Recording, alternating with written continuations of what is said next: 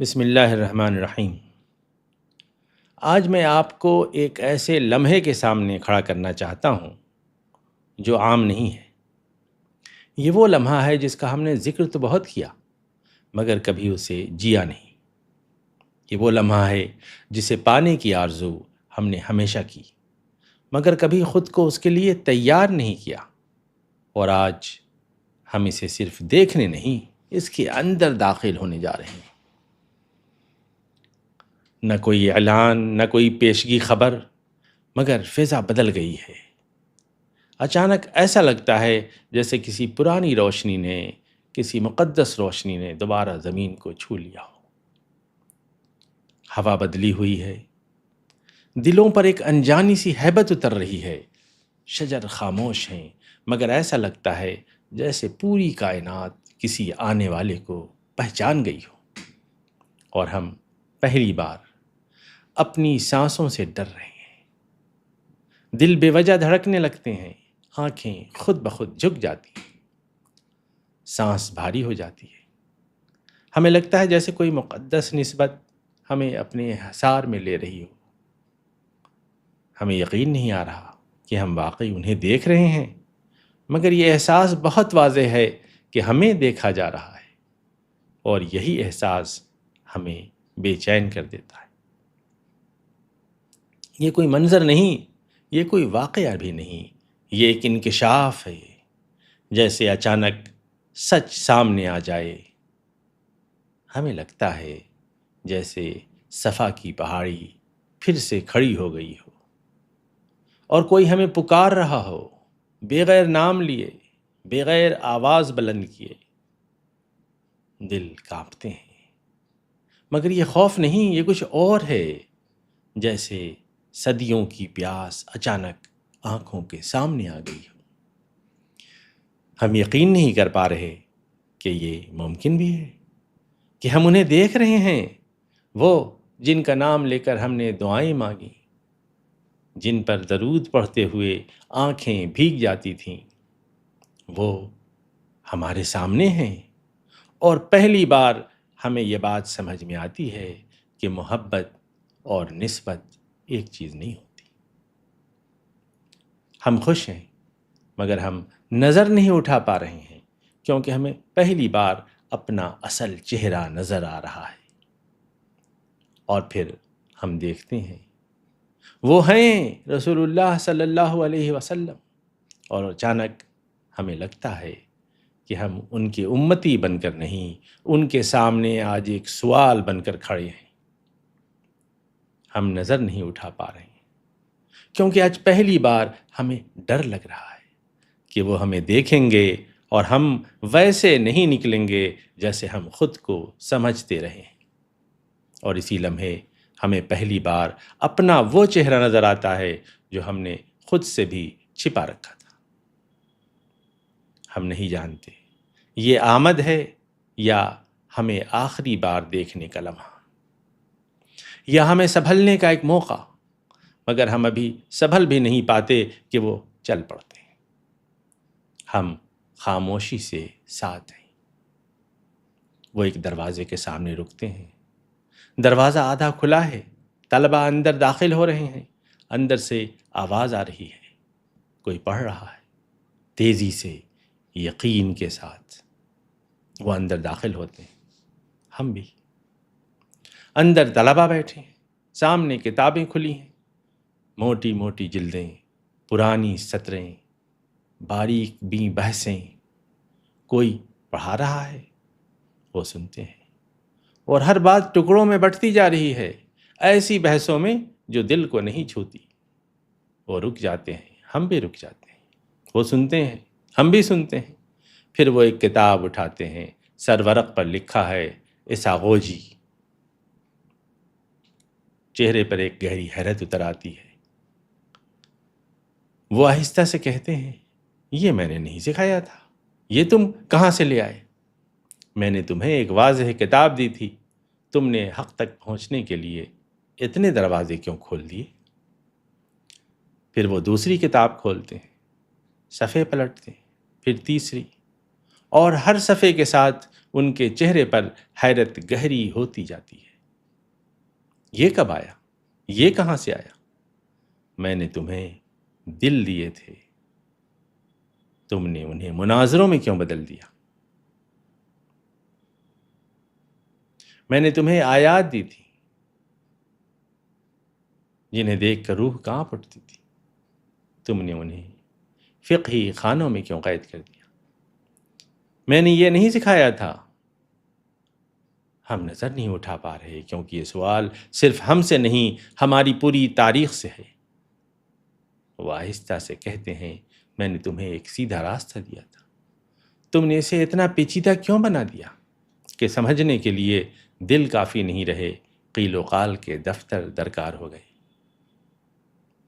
یہاں ہر حکم کی علت تلاش کی جا رہی ہے، یہاں نص کافی نہیں رہی، اب اشارات النص ہیں، دلالات النص ہیں، اقتضاء النص ہیں، اور ہر سادہ بات اتنی پیچیدہ ہو گئی ہے کہ عام آدمی کتاب کے سامنے کھڑے ہونے سے ڈرنے لگا ہے۔ وہ آہستہ سے کہتے ہیں، جب اللہ کی بات براہ راست مانی نہ جائے تو پھر حیلے پیدا ہوتے ہیں اور دین دل سے نکل کر بحثوں میں چلا جاتا ہے۔ پھر وہ سنتے ہیں کہ کچھ آیات منسوخ بتائی جا رہی ہیں، وہ پہلی بار ہماری طرف دیکھتے ہیں، ایسے جیسے کسی ناقابل یقین بات کو سن لیا ہو۔ پھر بہت آہستہ سے کہتے ہیں، تم نے اللہ کے کلام میں بھی درجے بنا دیے؟ میں نے تمہیں آیات دی تھیں جنہیں دیکھ کر دل کانپ اٹھتے تھے، تم نے ان آیات کو اپنے نصاب سے باہر کیوں کر دیا؟ یہاں آیات احکام پر بحث ہے، مگر آیات اکتشاف غائب ہے، نصاب سے باہر۔ یہ دین زندگی کو کھولنے کے لیے آیا تھا، تم نے اسے صرف مسائل حل کرنے تک کیوں محدود کر دیا؟ وہ طلبہ کو دیکھتے، آنکھوں میں کوئی سوال نہیں، کوئی اضطراب نہیں، کوئی تلاش نہیں۔ وہ آہستہ سے کہتے ہیں، میں نے تمہیں دیکھنا سکھایا تھا، تم نے صرف یاد کرنا سیکھ لیا۔ وہ کتاب بند کرتے ہیں اور آہستہ سے اٹھ جاتے ہیں۔ ان کے چہرے پر حیرت بھی ہے اور درد بھی، اور ہم اب بھی بیٹھے ہیں جیسے کچھ ہوا ہی نہیں۔ ہم ابھی اس کمرے سے نکلتے ہیں، دل بھاری ہے، مگر وہ رکتے نہیں، وہ آگے بڑھتے ہیں۔ ہم خاموشی سے ان کے ساتھ ہیں۔ سامنے ایک میدان ہے، لوگ جمع ہیں، بہت سے لوگ، ہر طرف آوازیں ہیں، کوئی بول رہا ہے، کوئی سمجھا رہا ہے، کوئی پکار رہا ہے، کوئی بلا رہا ہے۔ وہ رک جاتے ہیں، ہم بھی رک جاتے ہیں، وہ سنتے ہیں، ہم بھی سنتے ہیں۔ ہر ایک دین کی بات کر رہا ہے، ہر ایک یقین کے ساتھ اور اپنے راستے کے ساتھ۔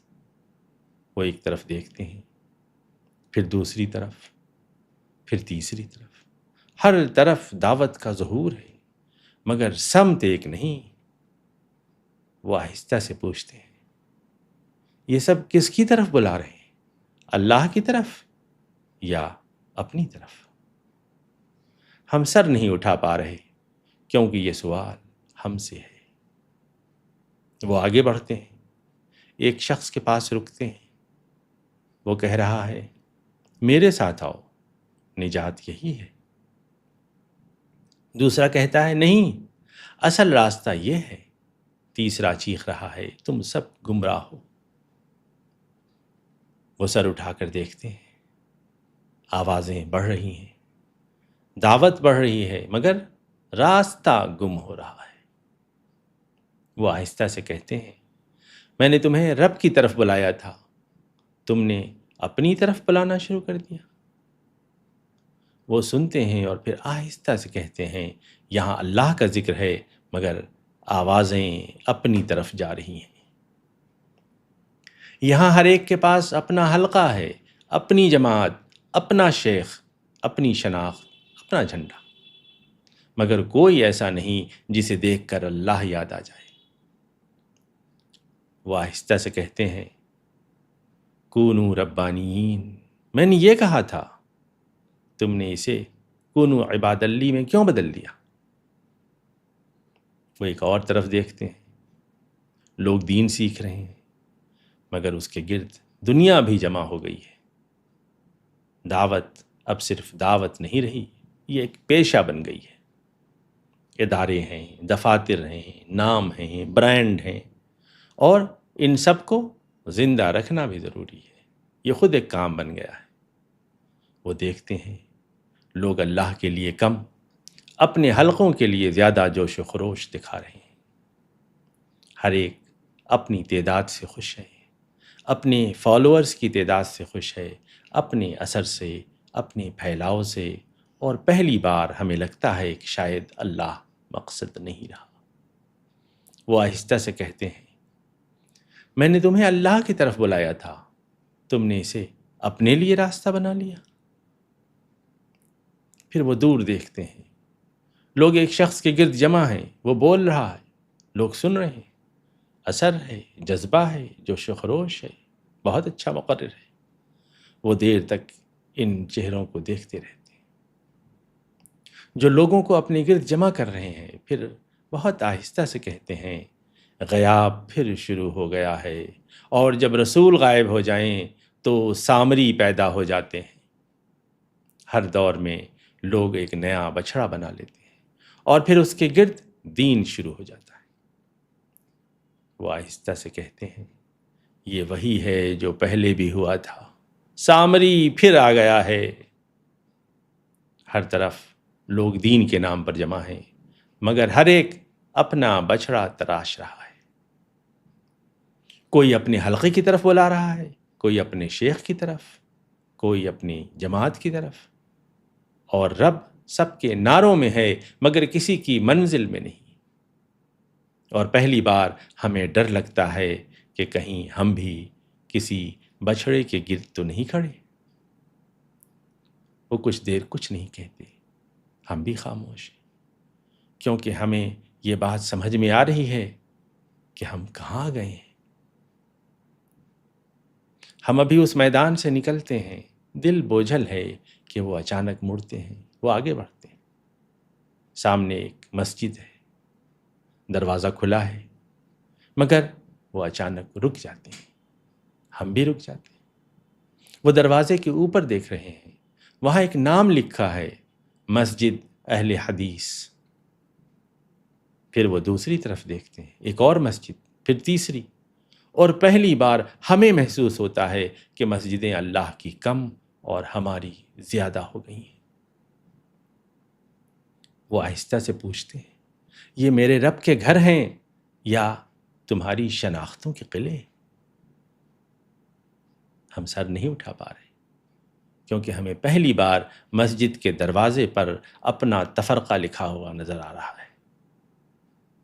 پھر وہ آہستہ سے اندر داخل ہوتے ہیں اور نماز شروع ہو جاتی ہے۔